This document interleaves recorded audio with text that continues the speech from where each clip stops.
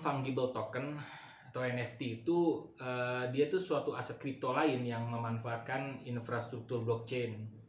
Selama ini kan blockchain dikenal sebagai platform dasar ya dalam transaksi mata uang kripto.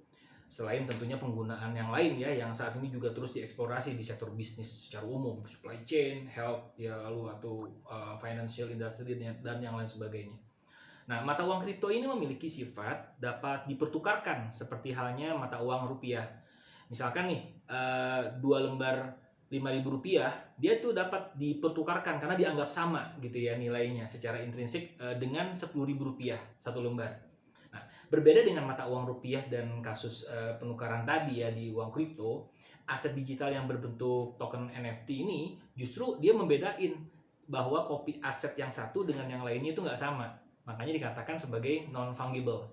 Nah, adanya keunikan ini menjadi dasar pembeda dan penegas dari otentik atau tidaknya suatu aset digital. Dengan menjadi unik, secara langsung, ini memungkinkan penguatan kondisi bahwa suatu aset ini langka atau kita mengejar rarity gitu ya atau scarcity dalam konteks ekonomi. Tentunya semakin langka suatu aset, potensi nilai yang melekat pada aset tersebut tentu dapat meningkat dong. Jika diterapkan pada objek-objek seperti musik, ya, barang koleksi, video, animasi, atau objek-objek kesenian lainnya yang berbasis digital, maka aset-aset tersebut ya yang dikonversi ke dalam NFT ini, dia bisa berpotensi bermanfaat bagi seniman dan kolektor, bisa melindungi nilai karya mereka. Jadi penekanan utama pada NFT ini lebih pada pengakuan keaslian ya suatu aset digital yang ditokenisasi. Jadi kondisi melekat blockchain itu dia merekam data yang bersifat timestamp pada setiap transaksi yang masuk melalui jaringan blockchain.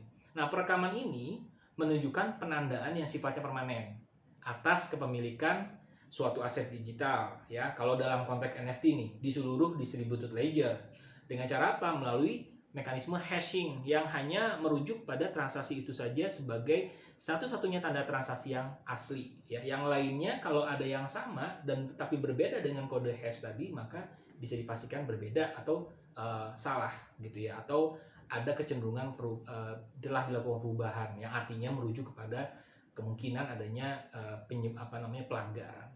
Nah, blockchain ini akan menyajikan seluruh informasi yang dibutuhkan mengenai kapan NFT itu diperdagangkan, siapa yang terlibat, dan berapa banyak yang telah dibayar. Saya sih memandang perkembangan NFT ini di Indonesia cukup cepat ya berkembang.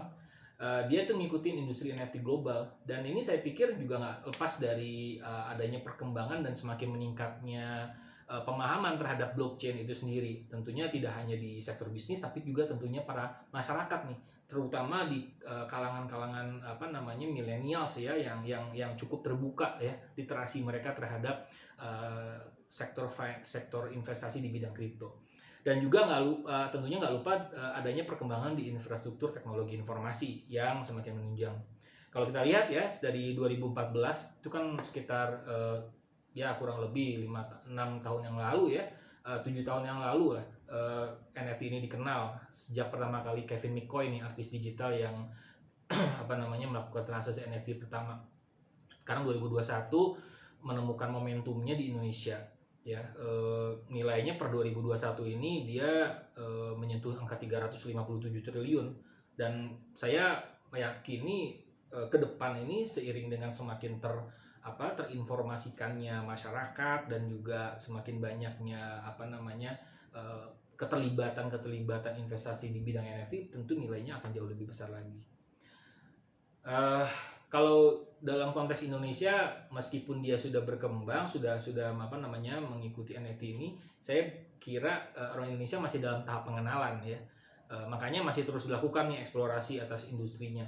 Jadi kalau kita lihat lagi nih laris manisnya tokenisasi kemarin ya yang terkait dengan foto Gozali Everyday itu di marketplace OpenSea NFT itu merupakan salah satu pemantik meningkatnya keingintahuan dan eksperimentasi dalam NFT.